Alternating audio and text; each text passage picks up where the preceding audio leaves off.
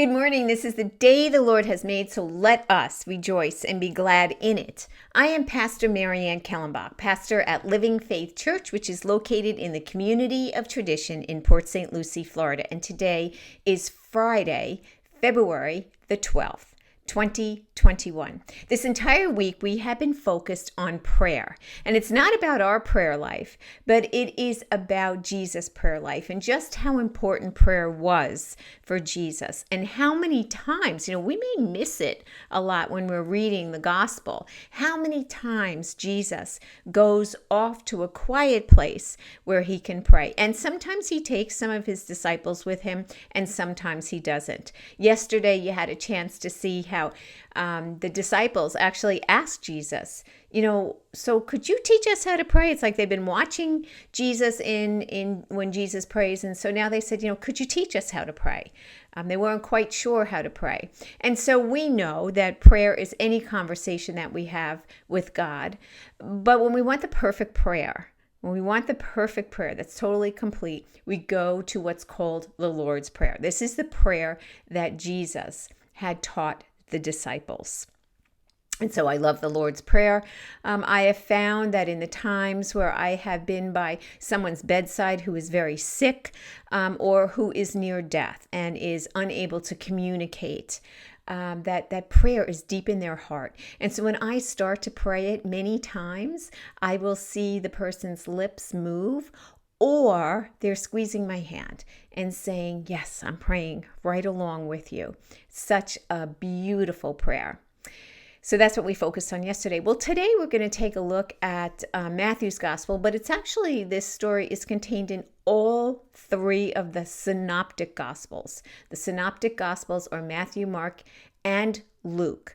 And those gospels, when taken together, constitute a more broader view of what Jesus' ministry was like here on earth, along with his death and his resurrection and his ascension.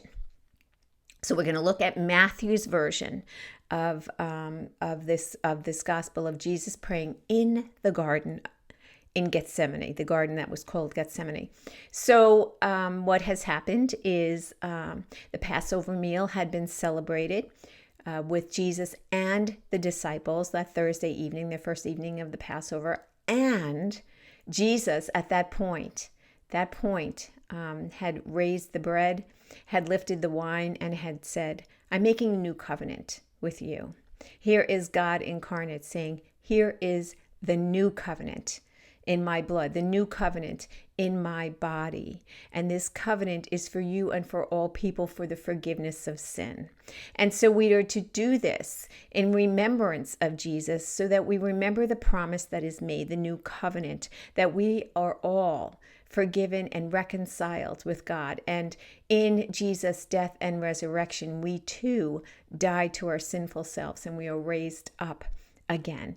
And so now Jesus is out in the garden with the disciples, and he is praying. And we know, because he knows what's about to transpire. And even though Jesus has been telling the disciples all along, they still don't understand it. But Jesus knows what is about to happen. And he is praying, and he is in deep grief and pain. And so that's where we're going to pick up in Matthew's gospel. Now, we tend to focus on the fact that the disciples kept falling asleep while Jesus asked them to stay awake with him.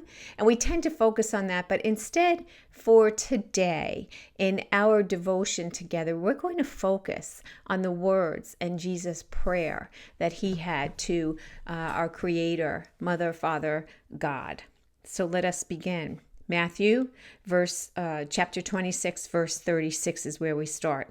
Then Jesus went with them to a place called Gethsemane, and he said to his disciples, sit here while I go over there and pray. He took with him Peter and the two sons of Zebedee and began to be grieved and agitated. Then Jesus said to them, I am deeply grieved even to death. Remain here and stay awake with me. And going a little farther, he threw himself on the ground and prayed, My Father, if it is possible, let this cup pass from me. Yet not what I want, but what you want. Thy will, not what I want.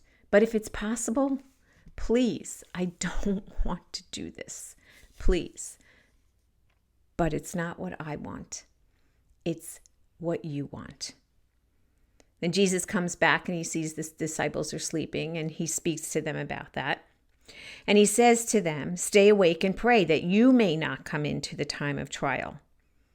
Again, Jesus went away for the second time and prayed, my Father, if this cannot pass unless I drink it, your will be done. And then, after seeing that the disciples had fallen asleep yet a second time, he left them, he went away, and he prayed for a third time, saying the same words. Jesus lays it right out there. I really don't want to do this, but it's not what I want. And then the second time, if this cup cannot pass, thy will be done.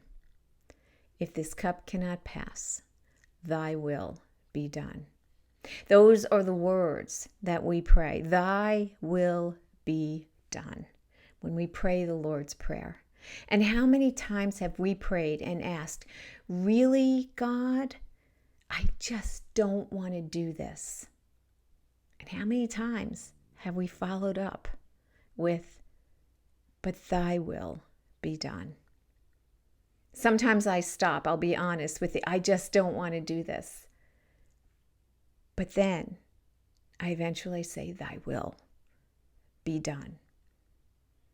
On this day, may you remember these words as you pray. Whatever it is that your will be, may it be done. And gracious Lord, give me the strength to be able to carry it through. Amen. See you tomorrow.